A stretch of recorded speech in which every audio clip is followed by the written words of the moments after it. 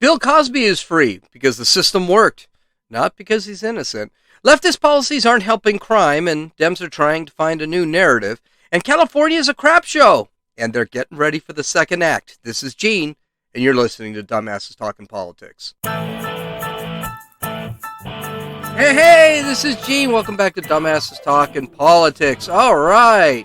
So, yesterday, we mentioned this, but in a surprise ruling, the Pennsylvania Supreme Court threw out a conviction of sexual assault against a woman known as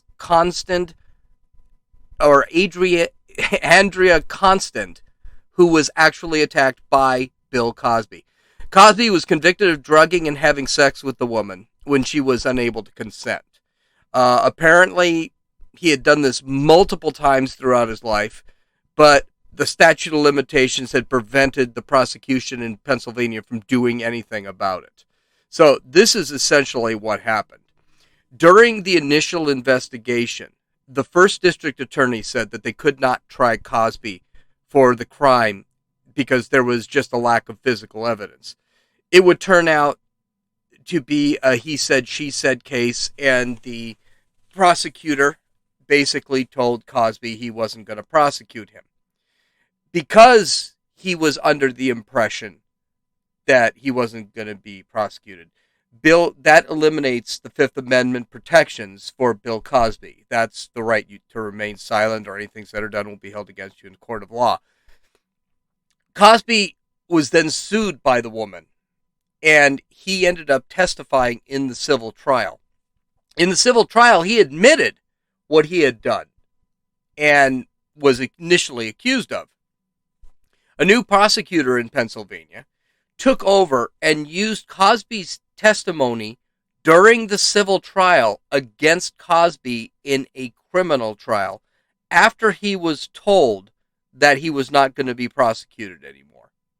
This violated his Fifth Amendment rights. Kind of an easy call here. The other issue that should have been handled by the judge during the criminal trial, just to show you how much there was of prosecutorial misconduct in this trial, is they had about 14 or 15 witnesses of the past women who said he had done the same thing. None of these women actually took Cosby to a criminal trial. This is very unheard of, and it should have been handled by the president. It ends up being prejudicial, and the judge himself should have said no. So right off the bat, Cosby already had a couple of cases for appeals, and he was probably going to get his sentence cut. So with this, Cosby was convicted. He was sentenced to 3 to 10 years. He could have his first parole hearing after 2 years, which happened. He was in jail for 2 years. He did have his initial parole hearing. He got denied, and he was supposed to spend at least the next 10 years in prison.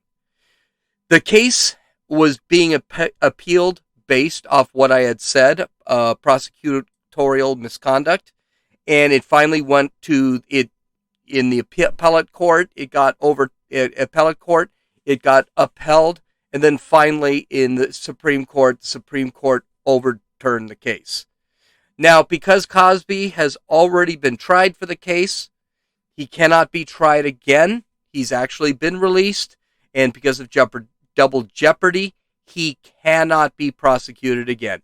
As far as the law is concerned, Bill Cosby is free as a bee in a tree. He can go out and do whatever he wants. He cannot be accused again. After he was released, Cosby and his representative actually went out and had an interview. Cosby's representative made a statement. It was a pretty silly statement. Listen. Has always used his celebrity, his name, his likeness to uplift women. This is a man who refused to perform at the White House with Nixon. Nixon put him on a accompanist list in the 60s, along with so many other great names like Dick Gregory, Jane Fonda. How could a man who was being watched by the FBI every day be raping and drugging women in the 60s or 70s, especially a black man. Today, innocence came to Mr. Cosby with the help of these wonderful attorneys to his right. Yeah, I just want to point, of course, race has to be brought into anything, everything. It was brought in here, and it didn't even apply. First off, Bill Cosby is not innocent. He admitted he did what he did. He got off on a technicality. The system failed, and the system had to let him go. So for them to sit back and say that how innocent he was is just a load of horse manure. Bill Cosby was guilty. He did what he did. He admitted what he did. The prosecution bungled this thing from the start. The fact that they had all of the witnesses they had and the judge didn't actually go out and stop them, the witnesses from coming forward, because these weren't witnesses. These people were going to do nothing but prejudice the jury. There was some crazy number of people that basically said the same thing happened to them. That's not evidence. You can't use that. It prejudices. And then the fact that they actually used his testimony from a civil trial. This thing was doomed to start. There was just no way this was going to work out. This also shows that the Me Too movement probably has influenced the court systems. That is definitely not good. The reality was this guy was, and this is what the argument was, Cosby's attorneys made, is that this system was already set against him. The jury was already set against him. Everybody was set against Bill Cosby. Now, that doesn't mean Cosby was innocent, but the same things that you heard in the Cosby case with this Me Too movement, you're going to see with Weinstein in California. Don't think that Harvey Weinstein is going to see a lot of time in jail, because there's a very good chance, and Weinstein was bad, worse. Don't be surprised if Weinstein ends up getting out too for the same basic reasons. But the one thing I do want to point out, and this is the whole thing, a lot of people see this as not fair, including me. But the system did work. A guilty man is going to go out. Due process was violated by an over-anxious DA, and they had to let Cosby go. Now, imagine if you had an over-anxious DA prosecuting you, and you were innocent, because you're going to be innocent. You're no Bill Cosby. You're going to never do anything like he did. Imagine if you went through the same thing, and you had an overwrought prosecutor that was going to convict you no matter what, and he did the same thing. Now, what's scary is that there's a very good possibility Cosby's going to end up suing, because he just lost 2 years of his life. And him being 83 years old, 2 years is quite a bit. And this is the other load of BS that's going to come out. And this load of BS is not going to be accepted. That BS is that Cosby is a friend to the woman. He is a feminist, blah, blah, blah, blah, blah. That's what they're going to do to try and remake his reputation. It's not going to work. None of that's going to work. So Bill Cosby got out because the system did what it was supposed to do. The DA violated the Constitution, and it looks pretty obvious that the Constitution was violated. And we shouldn't look at this as justice is not done. We should look at it as, no, justice was done, because that's exactly how justice works. It's not always fair. It's not always moral. It's not always right, but it is justice. Okay, in the next story, the next couple of stories, the left is in trouble again. Crime is out of control, and suddenly there's talk that defunding police that has become very unpopular, even among blacks, whites, greens, men, women. People don't seem to like it. I guess when in Portland, crime goes up 400%, that's not necessarily a good thing. So the Democrats and the left have decided they're going to take a different route on defunding this police thing. And the best way to do that is to lie about it. There are a few lies they're going to push. The first is the most idiotic. It's that the Republicans are actually going out and defunding the police. I love this. This is funny. Now, in this interview, Peter Ducey lays down a question about the crime epidemic, and Jen Psaki just lays in the biggest load of horse crap that I've ever heard. Listen up. Something one of the advisors said this weekend, Cedric Richmond, he said, Republicans defunded the police by not supporting the American Rescue Plan. But how is it that that is an argument to be made when the president never mentioned needing money for police to stop a crime wave when he was selling the American Rescue Plan? Well, the president did mention that the American Rescue Plan, the state and local funding, something that was supported by the president, a lot of Democrats who supported and voted for the bill, could help ensure local cops were kept on the beat in communities across the country. As you know, didn't receive a single Republican vote. That funding has been used to keep cops on the beat. But at the time, that was sold as these local police departments might have a pandemic-related budget shortfall, not we need to keep cops on the beat because there's a crime wave. I think that any local department would argue that keeping cops on the beat to keep communities safe when they had to, because of budget shortfalls, fire police is something that helped them address crime in their local communities. For those in the local communities, the White House's argument was the American Rescue Plan is going to be $1,400 checks. It's going to be vaccines, vaccinators. It's going to put us on the path to beating the virus. Not. It did those things as well.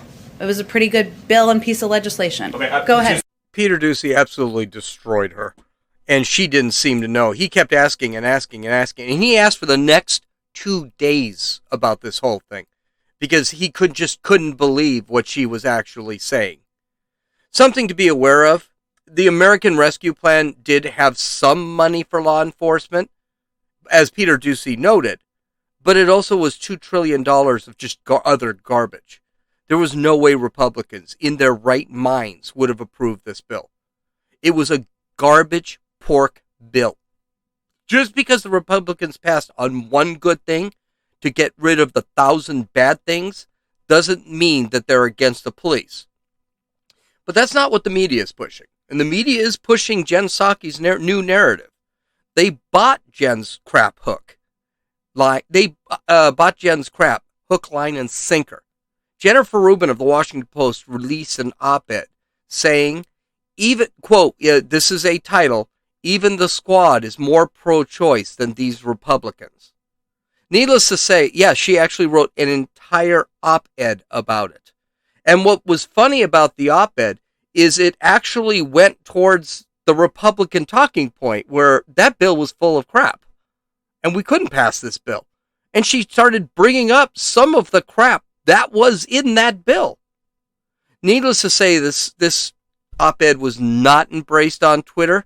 Representative Jody Heiss stated, quote, Democratic leaders spent a full year advancing the defund the police movement. They're finally realizing the insane policies of their extremist woke base have serious consequences. Crime is out of control in blue cities. Don't let Dems backpedal. Hold them accountable. They're gonna be held accountable. And then there was another one by he's not a blue check, but it's Jim Treacher of Substack. He just said LOL, and he quoted Rashida Tlaib, who said, "No more policing, incarceration, and militarization. It can't be reformed." You know why? Because Democrats were never for this thing, right? Never for this thing. And there it is. You've got a Democrat who's saying, get rid of the police, get rid of... Yeah, this crap isn't going to fly.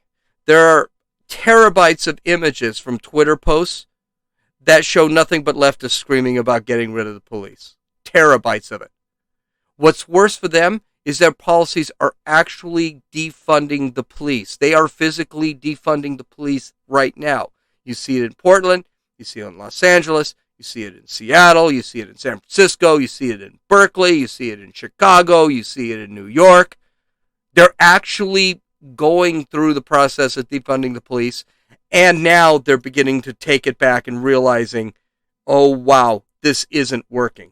Now, I told you there were 2 ways the Democrats were going to screw this thing up. We're going to try and misdirect. The first was just misdirection. It was Republicans that wanted to defund the police, a la Jen Psaki. The other one is Lori Lightfoot's method. Now, Lori Lightfoot, the horrid mayor of Chicago, has a better way of explaining the crime problem.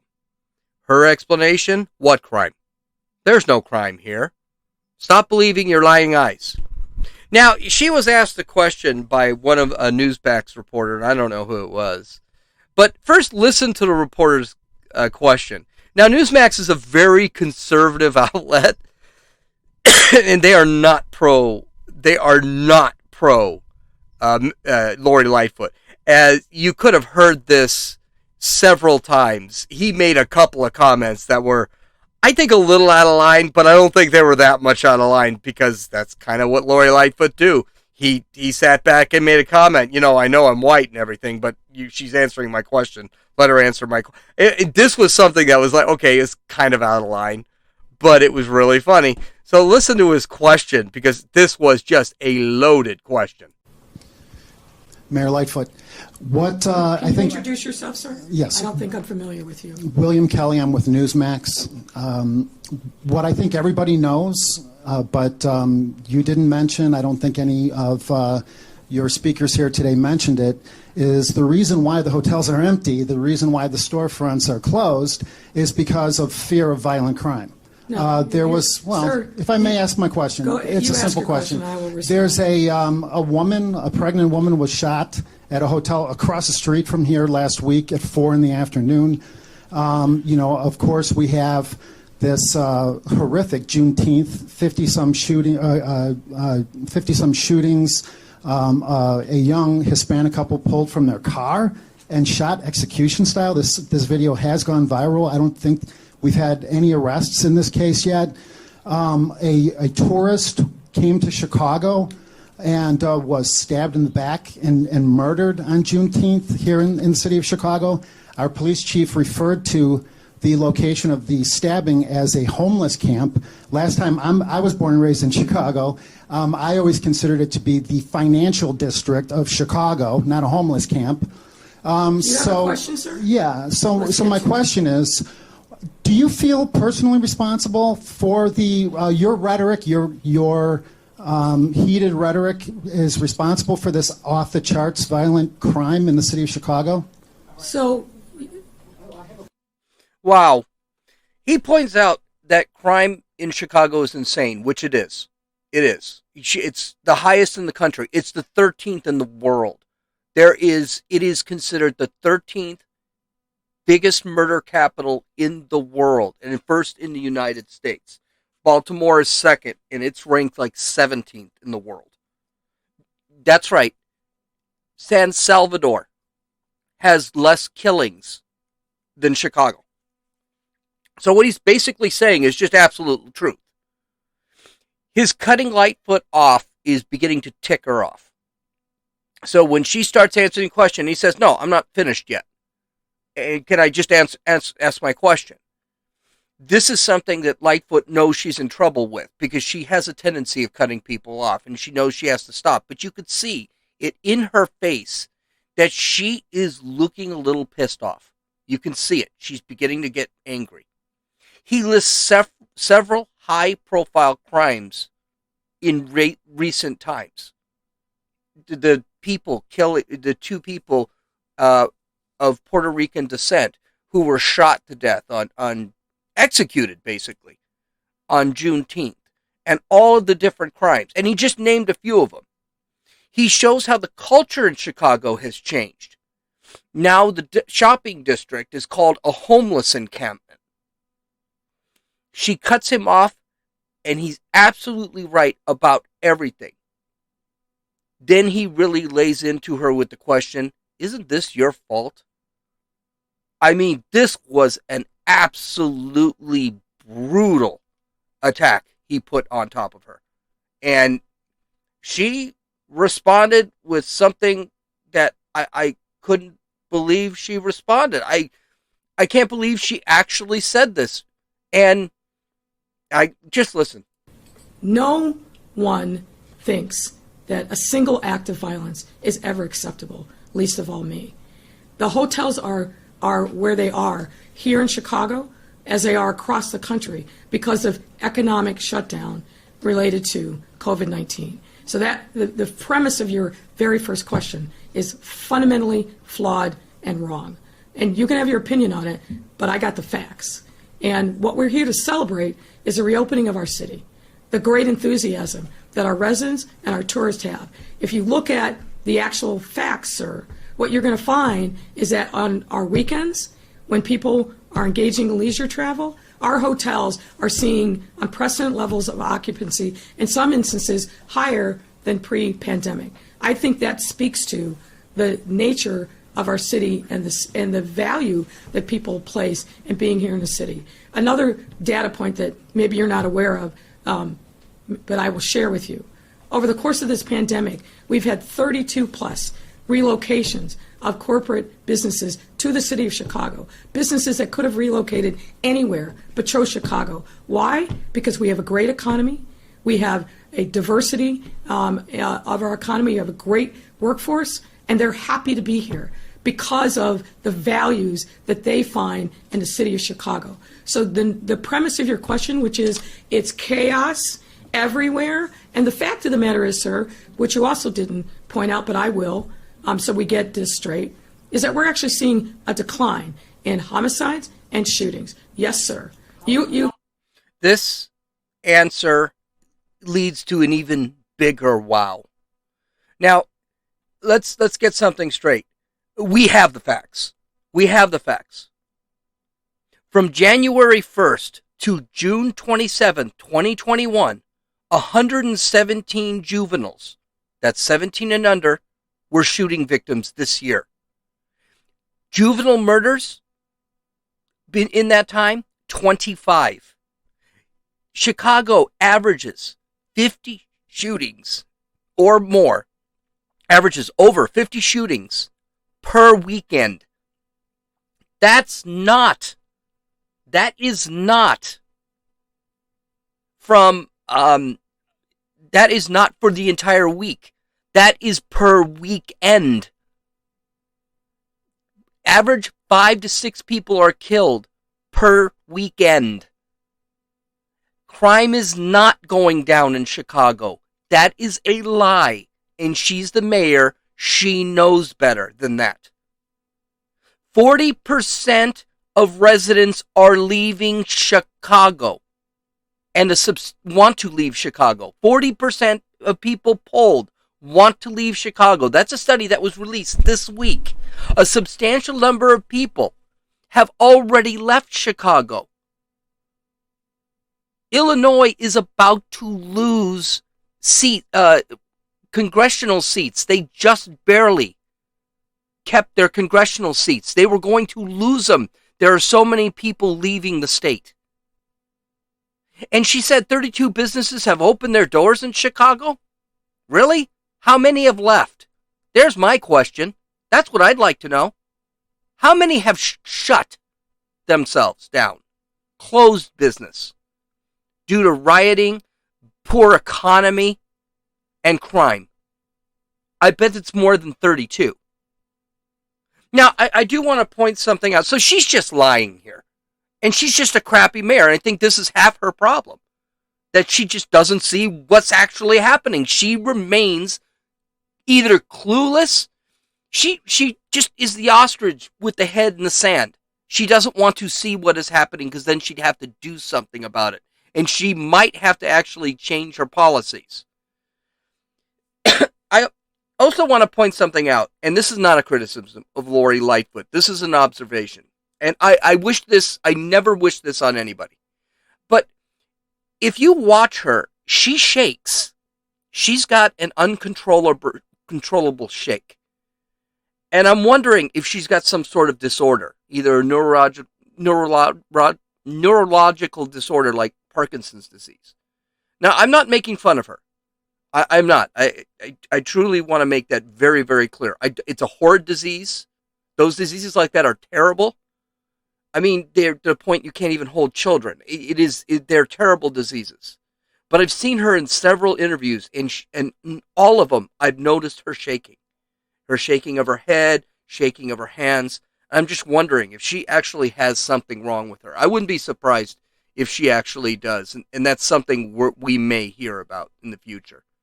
But there are the two ways that Democrats actually sit back and ignore it. First off, they blame Republicans, and then they say, there is no problem here. That's how they deal with their issues. The problem is, none of it's true. So, I'm going to go a little over today because we got to talk about California. Because California just is a crap show. They are just so terrible. San Francisco, who has been unable to control their homeless problem, has come up with an idea. Create city-sponsored homeless encampments. Yep, that's what they want to do. So not only are they not trying to fix the homeless problem, they're now sponsoring it. The city of Los Angeles, what a shock, which has over 60,000 homeless people throughout the county, is watching with great interest to see how this project works. So San Francisco has 6 city-sanctioned homeless encampments throughout the city. The homeless encampments are physically distant, so because of COVID. So basically, the average encampment will average about 20 tents. Services offered include food, bathrooms, showers, community services such as home placement programs, and job placement programs. Now, I do want to point out, I got this article from the Los Angeles Times. If you go to dumbassestalkingpolitics.com, you can actually look at it. One of the things they don't include are some of the other services they include, which includes needle exchanges. So they've got drug problems over there. And why do they have drug problems over there? Because there are no rules. The people can come and go as they please, as they wish, come and go whenever they want. There are absolutely no consequences and there are no rules. So therefore, they can't be kicked out. There are absolutely no consequences. Of course, Jeff Kostietsky, who runs the Department of Homelessness and Supportive Housing, amazing that we need to have that kind of bureaucracy in this state, blames the United States for the homeless problem. He said, the dynamic on the streets, quote, has to do with the failures of our brand of capitalism, institutional racism, a broken behavioral health system, and none of us who do this work, we're not going to fix that. What we're trying to do is manage a really deep systemic issue where homelessness is a very visual depiction of our failures as a society. It has nothing to do with bad choices. It has nothing to do with bad policy of the locality. It has to do with capitalism and systemic racism, I'm assuming. Of course, it has, so it's just absolutely amazing. At first, it was thought that the average cost would be $2,600 per person per month in these encampments. So one tent could cost $2,600 a month. That's about it's about $32,000 a year. Now, with all the services, and this is something the LA Times didn't bother bringing up also, you're looking at between $61,000 and $70,000 per person per tent. That's right, $70,000. Why don't you just take my money and go give it to a homeless person to go get an apartment? Oh, that's right. The problem with California, the reason there's a huge homeless crisis is the cost of living in California is horribly expensive. The fact is that homelessness is seen as a right. It has a huge drug problem. California, the only thing Kozinski was right on was that we have no mental health services. We've legalized crime so you can go out and break things. And they make it that people can't build apartment buildings. An apartment in San Diego, and this is California, this is not just San Francisco, Los Angeles has the same problem. They have so many regulations, and they demonize landlords so badly that people just refuse to build apartment buildings anymore. I know in San Diego, which is a very conservative state, it's almost $2,000 a month for a one-bedroom apartment. I saw right down the street from where I live, I saw a studio apartment for $2,600 a month.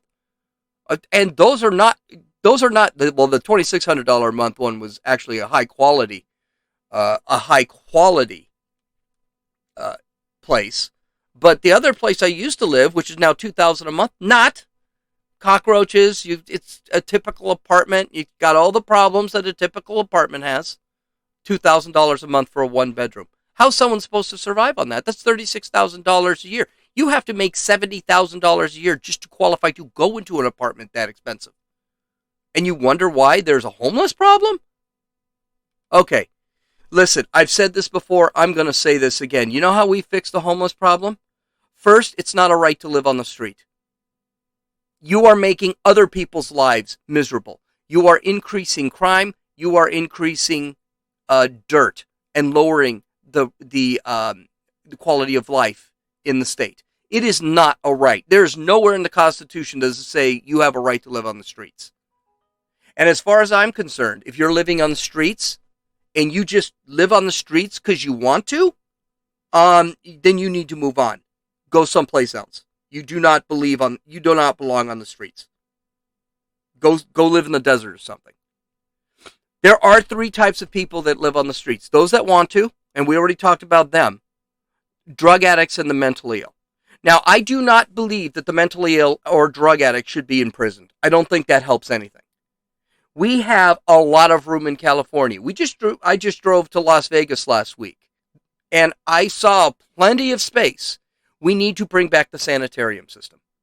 Drug addicts and the mentally ill need to be without any, they don't have rights at that point. They're just like criminals. You don't treat them like criminals. I haven't gotten to that part yet. But they need to be forcibly interred until they are better.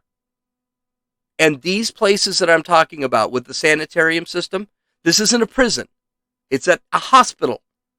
And they open these hospitals out, and they open them out in God's country so people can't get away. And trust me, we've got enough God's country in the state of California. You could open 40 of these sanitariums, and people would not even see them.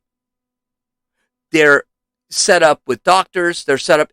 I would rather spend $70,000 clearing up a drug addict and getting that drug addict rehabilitated so that he can be a productive member of society.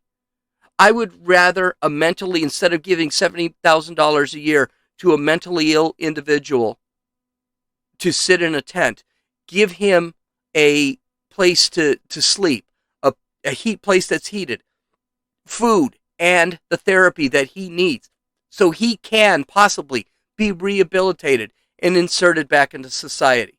I don't think these people should be placed in prisons or anything like that. And they commit crimes, that's a different story. But if they're just out there, they don't belong out there. It is not a right. And we don't need jails. They need to be incarcerated. They need to be incarcerated as the person they are, the drug addict and that person that's mentally ill. And they protect us. They not only does that protect the individuals, those individuals, it protects society too. I'm walking around. When I walk with a stick because we've got so many nut jobs in my neighborhood that my 4-mile walk is always in peril because of these people walking around and acting bizarre. I have been in fights in my area with people who are addicted, mostly to alcohol. So it is a thing. You're actually improving the quality of life for the citizens.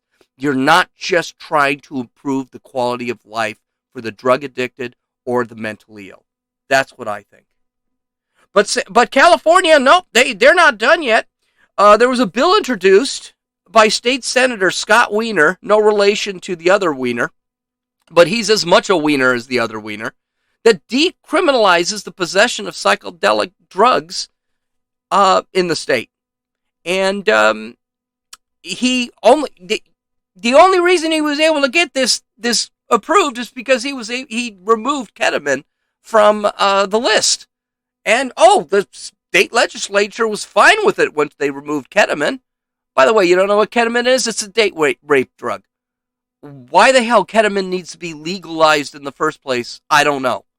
According to the Associated Press, people 21 and older can use, if this law gets through, mushrooms, magic mushrooms, mescaline, LSD, and MDMA, which is ecstasy. Weiner said, quote, people's lives are literally transformed because of these substances. And Fox News reported that psychedelic drugs are commonly used to treat depression, drug addiction, PTSD, and a range of other mental health afflictions. Okay, great. Okay, here's the thing. I'm not a fan of drug legalization. I have arguments with people about this all the time. This is where I know I'm a conservative and not a libertarian. I do not believe in drug legalization. And the reason I don't believe in drug legalization is for a bunch of reasons. One, our cities are already having a huge problem with drugs. And with those drugs come crime. The last thing we need is more drugs to be legalized. Now, I understand the war on drugs, kind of a failure. It was yes and no. It was and it wasn't. I think we misdirected things. But making drugs legal again is not going to fix the problem. And with drugs comes the crime. And with crime comes lower quality of living. So I don't see this as a good thing. The other reason I'm huge against drugs, and I wouldn't be if this